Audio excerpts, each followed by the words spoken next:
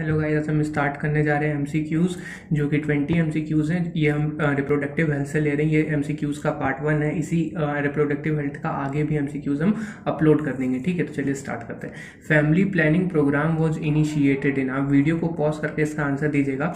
तो family planning programme was initiated in, कब initiate हुआ था? 1920, 1930, 1950 या 1951 में। तो फैमिली प्लानिंग प्रोग्राम हमारा स्टार्ट हुआ था 1951 में। ठीक है, और at a national level to attain total reproductive health as a social goal. ठीक है, आरसीएच स्टैंड फॉर, आरसीएच किसके लिए स्टैंड होता है? Reproductive and child health care. ये दोनों आपको याद करने वाला है, तो इसमें कोई कॉन्सेप्ट नहीं, सीधे आप याद कर लीजिए इसको। ठीक है, which of the following can't be detected in our developing fetus by amniocentesis? jaundice, down syndrome, cystic fibrosis, color blindness। तो इसमें पूछ रहा है कि ऐसी कौन सी डिजीज है which can not be detected. ठीक है, याद रखिएगा, अगर जहां नॉट या कैन नॉट भी आए तो उसको आप मार्क कर लीजिएगा। ठीक है, जिसकी वजह से रीडिंग करने में इजी रहता है। तो can not be detected in a developing foetus by amniocentesis. तो देखिए, amniocentesis use to detect heredity. ठीक है, हमें हेरिडिटी एंड एंजाइमेटिक एबनॉर्मलिटीज को ढूंढने में हेल्प करता है।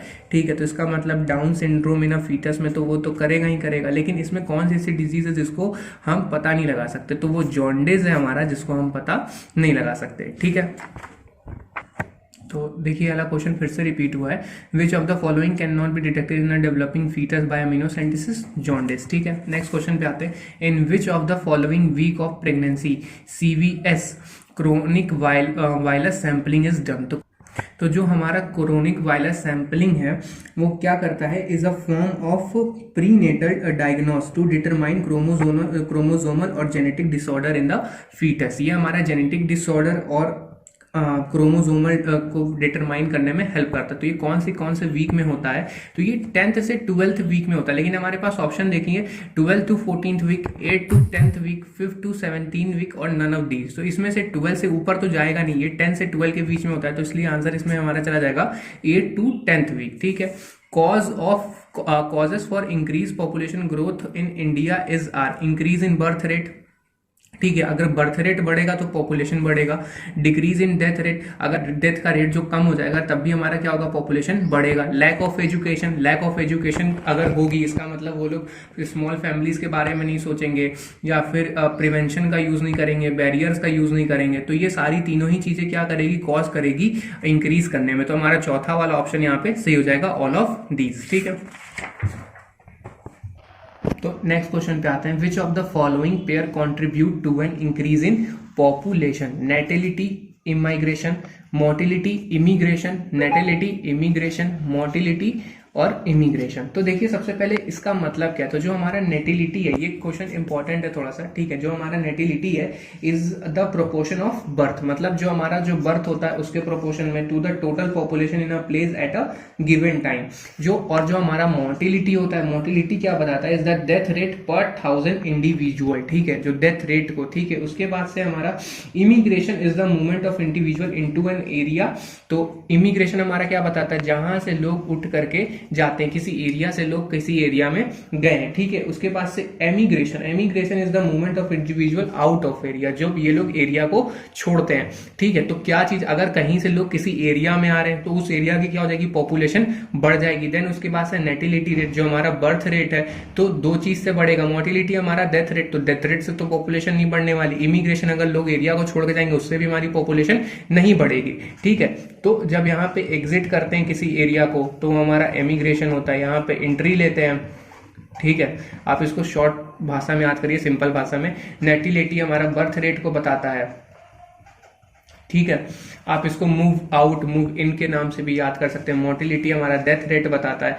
तो किससे बढ़ेगा? किसी एरिया में लोग एंट्री ले रहे हैं तो वहां पे उस एरिया में पॉपुलेशन बढ़ जाएगी। फिर अगर लोगों की बर्थ ज्यादा हो रही तो उससे भी हमारी क्या हो जाएगी? पॉपुलेशन बढ़ जाएगी। इस केस में हमारा ऑप्शन ए हो जाएगा, नेटिलिटी एंड एमिग्रेशन। ठीक है, सॉरी, इमिग्रेशन।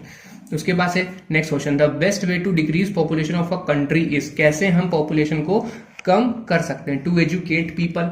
ठीक है, to have better houses, to kill people on large scale to practise and implement family planning. अगर हम लोगों को सिर्फ पढ़ा लिखा दें तो क्या वो पॉपुलेशन को कम करने में हेल्प करेंगे? हाँ ठीक है, कुछ लोग सोचेंगे फैमिली प्लानिंग के बारे में, लेकिन सारे एजुकेटेड पीपल तो नहीं सोचेंगे। टू हैव बेटर हाउसेस, इससे भी कुछ नहीं होने वाला। To kill people on large scale, इससे भी कुछ नहीं होने वाला। To practise and implement family planning, ठीक है, तो ये वाला ऑप्शन यहाँ पे हमारा सही हो जाएगा। विच of the following is not characteristic of ideal contraceptive, ऐसा कौन सा है? फिर से नॉट आया तो इसको अंडरलाइन करके क्वेश्चन पढ़िएगा। विच of the following is not a characteristic of ideal contraceptive? User friendly, ये तो होना ही चाहिए। इरिवर्सिबल, इजिली अवेलेबल और लीस्ट साइड इफेक्ट। तो इसमें देखिए यूजर फ्रेंडली कॉन्ट्रासेप्टिव होना चाहिए, इजिली अवेलेबल होना चाहिए, लीस्ट साइड इफेक्ट होना चाहिए। तो इसमें से क्या नहीं होना चाहिए? इरिवर्सिबल नहीं होना चाहिए। मतलब जो कॉन्ट्रासेप्टिव आप यूज करें उसको बाद में आप रिवर्सिबल हो। अगर आपको चाइल्ड बर्थ एक टाइम तक नहीं चाहिए तो ठीक है, लेकिन जब आपको चाइल्ड बर्थ चाहिए तो उस कॉन्ट्रासेप्टिव का यूज ना करने से कोई साइड इफेक्ट ना हो और वो चाइल्ड बर्थ आ जाए, ठीक है। तो इसलिए हमारा क्या ऑप्शन हो जाएगा? इरिवर्सिबल नहीं होना चाहिए, ठीक है। तो आते हैं हम नेक्स्ट क्वेश्चन पे। Which of the following correctly describe the measure that can be use to control over population? ऐसा कौन सा है जिससे हम ओवर पॉपुलेशन को कंट्रोल कर सकते हैं? Educating people about the advantages of small family, हम लोग क्या लोगों को बताएं कि स्मॉल फैमिली का एडवांटेजेस क्या है? एडवांटेजेस लाइक जैसे खर्चा कम होगा, ठीक है, उस फैमिली को आगे बढ़ाना ईजी हो जाएगा, ठीक है। उसके बाद से raising the age of marriage, अगर हम मैरिज के एज अगर हम बढ़ा दे तो उससे क्या फायदा होगा कि जब लेट शादी होगी तो लोग उस समय तक एजुकेटेड हो जाएंगे तो वो अब क्या करेंगे? अपनी फैमिली स्मॉल ही रखना चाहेंगे। फिर उसके बाद से encouraging family planning programme, family planning programme जो होते हैं उसको इंकरेज किया जाए, बढ़ावा दिया जाए। तो ये तीनों ही चीजें होनी चाहिए किसको रोकने के लिए? ओवर पॉपुलेशन को रोकने के लिए। तो इसमें आंसर क्या हो जाएगा? ऑल ऑफ डीज हो जाएगा, ठीक है। Which of the following is correct regarding the consequences of over population? इनमें से कौन सा ऑप्शन है जो करेक्ट है ओवर पॉपुलेशन के, ठीक है। फिर उसके बाद से it increase the poverty of a country, अगर ओवर पॉपुलेशन होगा तो क्या पॉवर्टी इंक्रीज हो जाएगी? It lead to shortage of food supply, it result in employment, या ऑल ऑफ दीज। तो देखिए अगर ओवर पॉपुलेशन होगा तो जाहिर सी बात है पॉवर्टी बढ़ेगी, ठीक है। It lead to shortage of food, बिल्कुल, अगर लोग ज्यादा होंगे खाना उतना ही रहेगा। मानिए खाना आपके घर में 4 लोग का ही है और लोग अचानक से 5-6 लोग आ गए, 4 लोग का खाना बना, 5-6 लोग आ गए, तो जाहिर सी बात है खाना क्या हो जाएगा? कम पड़ जाएगा, ठीक है। It result in unemployment, unemployment में भी इसका क्या आएगा? इफेक्ट आएगा। तो ये ऑल ऑफ दीज इसका आंसर भी हो जाएगा, ठीक। तो आते हैं हम नेक्स्ट क्वेश्चन पे। On which of the following fact does the method of periodic absences based? तो जब मैंने लेक्चर लिया था इससे पहले तो मैंने बताया था कि पीरियोडिक एब्सेंस जो है हमारा वो नेचुरल मेथड है और इससे हम क्या कर सकते हैं? प्रेगनेंसी को अवॉइड कर सकते हैं, ठीक है। तो नेचुरल मेथड में हमारे 3 आए थे, एक था पीरियोडिक एब्सेंस, लैक्टेशनल एमनोरिया, उसके बाद से जो हमारा थर्ड था वो था पेनिस विड्रॉल, ठीक है।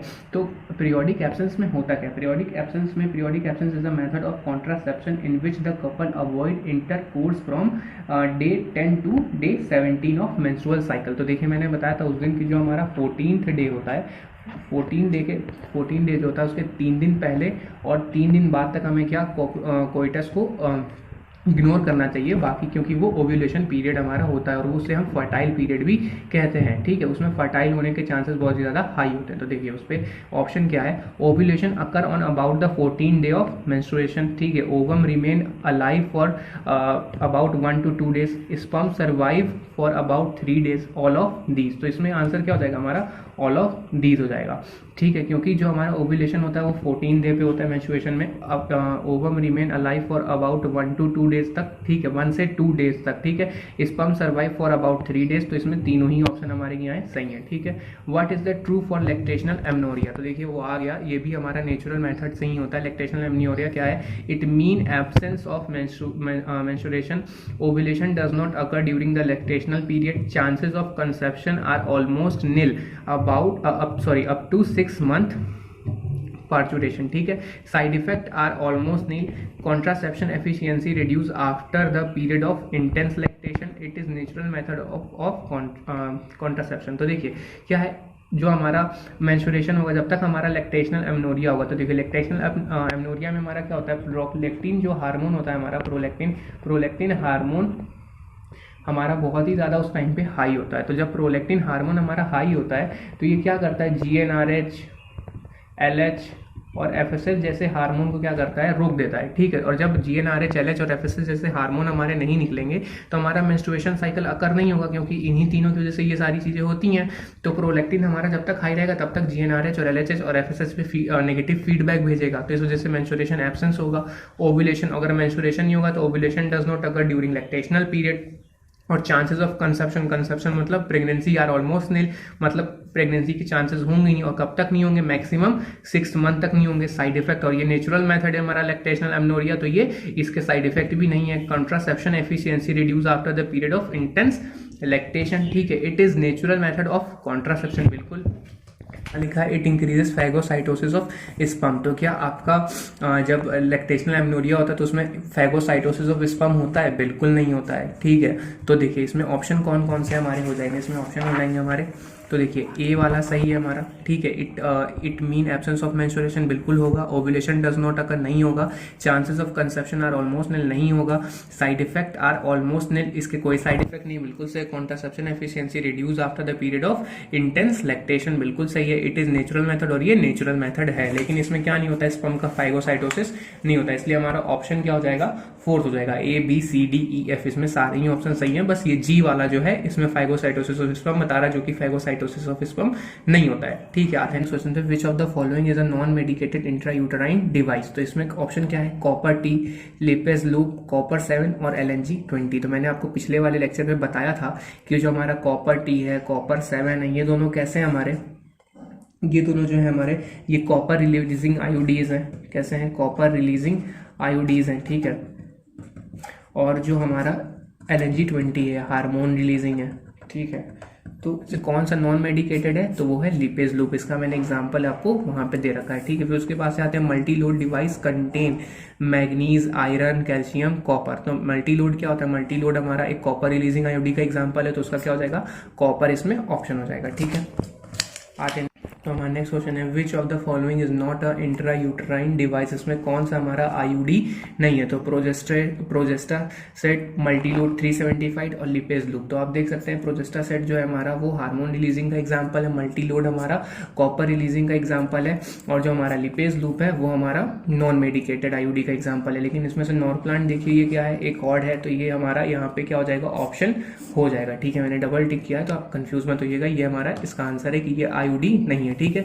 What is the work of copper T, हमारा कॉपर टी का वर्क क्या है, तो देखिए टू इनहिबिट ओव्यूलेशन, ओव्यूलेशन को रोकता है, टू इनहिबिट फर्टिलाइजेशन, फर्टिलाइजेशन को रोकता है, टू इनहिबिट इम्प्लांटेशन और ब्लास्टोसिस्ट, टू इनहिबिट गैमेटोजेनेसिस। तो ये किसको रोकता है, ये रोकता है फर्टिलाइजेशन को होने से रोकता है, ठीक है। उसके बाद से IUD prevent pregnancy, why IUD कैसे प्रेगनेंसी को प्रिवेंट करता है, तो देखिए inhibiting physiological and morphological uterine changes required for implantation, ठीक है। फिजियोलॉजिकल मॉर्फोलॉजिकल यूट्राइन चेंजेस करेगा, increase phagocytosis of spermatozoa within the uterus, क्या ये करेगा, सप्रेसिंग मोटिलिटी ऑफ स्पर्म, या फिर ये करेगा, या फिर ऑल ऑफ दीज। तो देखिए इसमें आईयूडीज कैसे रोकता है, ठीक है।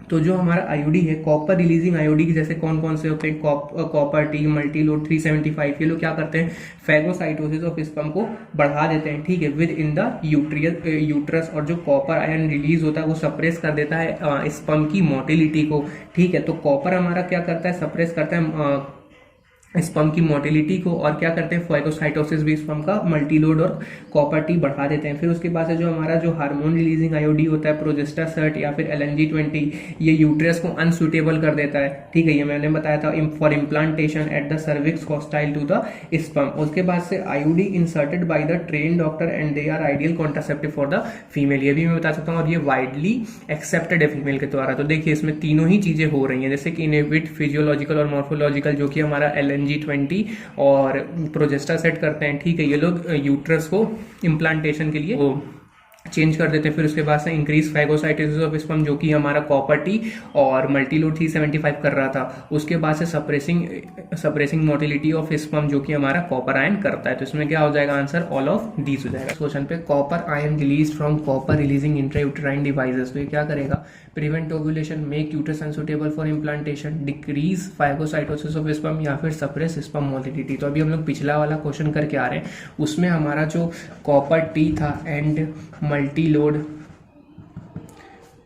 375 था, ठीक है, मल्टीलोड 375 और कॉपर टी, ये दोनों हमारे क्या कर रहे थे, ये दोनों हमारे फैगोसाइटोसिस में हेल्प कर रहे थे। और जो हमारा LNG-20 और जो प्रोजेस्टर सेट था वो क्या कर रहा था, यूट्रस को अनसुटेबल कर रहा था। लेकिन जो हमारा उसमें से सिर्फ जो कॉपर आयन था वो क्या कर रहा था, वो हमारे स्पर्म की मोटिलिटी को कम कर रहा था। तो कॉपर आयन हमारा ना तो ओव्यूलेशन को प्रिवेंट करता है, ना ही यूट्रस को अनसुटेबल करता है, और फैगोसाइटोसिस भी स्पर्म का नहीं करता है। ये कॉपर आयन का काम क्या है, ये सिर्फ सप्रेस करता है स्पर्म की मोटिलिटी को, ठीक है। तो आपको ये क्लियर हुआ हो। फिर उसके बाद से आते हैं नेक्स्ट और लास्ट क्वेश्चन, ये हमारा आज का, select the correct statement regarding IUDs out of the following, ठीक है। तो इसमें कह रहा है कि करेक्ट ऑप्शन को चुनिए, तो करेक्ट को मार्क कर लीजिएगा। इससे क्या होता है कि आपको याद रहता है कि आपको इनकरेक्ट ऑप्शन चूज करना है या फिर करेक्ट ऑप्शन चूज करना है, ठीक है।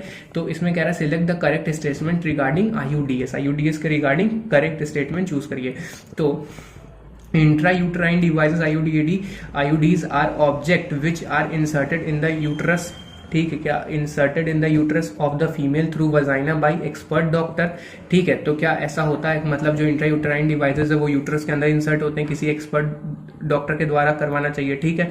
IUDs में भी कैटेगराइज एज नॉन मेडिकेटेड, जैसे नॉन मेडिकेटेड हमारा, जैसे उसका एग्जाम्पल है lipase loop, copper releasing copper T, copper 7, Multiload 375, hormone releasing LNG-20। तो ये जो हमारे हैं ये कॉपर रिलीजिंग हो गया, कॉपर टी हो गया, कॉपर 7 हो गया, मल्टीलोड 375 हो गया, सब कॉपर रिलीजिंग है। हार्मोन रिलीजिंग कौन सा है हमारा, LNG-20 और एक प्रोजेस्ट्रा सेट है, ठीक है। In India use of IUD most widely accepted by females, क्या ऐसा होता है, तो बिल्कुल ये तीनों ही ऑप्शन क्या होंगे, सही हो जाएंगे। तो देखिए IUD का जो इंसर्शन है वजाइना के अंदर यूट्रस में, वो किसी एक्सपर्ट डॉक्टर के द्वारा ही करवाना चाहिए। और IUD में हमारे जो कैटेगरीज हैं वो नॉन मेडिकेटेड में लिपेज लूप होता है, कॉपर रिलीजिंग में कॉपर टी, कॉपर 7 और मल्टीलोड 375 आते हैं, और हार्मोन रिलीजिंग में LNG-20 आता है, ठीक है। और इंडिया में IUD ही एक ऐसा मेथड है कॉन्ट्रासेप्शन का जो वाइडली एक्सेप्टेड है बाय फीमेल्स, ठीक है। तो इसके ये तीनों ही ऑप्शन सही होंगे, ठीक है। तो आज के लिए इतना ही रखते हैं हम लोग, ये इतनी 20 क्वेश्चन आज अपलोड किए हैं, 20 क्वेश्चन मैं बाद में अपलोड कर दूंगा, ठीक है। अगर आपके लिए क्वेश्चन हेल्पफुल हो तो प्लीज इसको लाइक शेयर करें और चैनल को सब्सक्राइब करें। Thank you.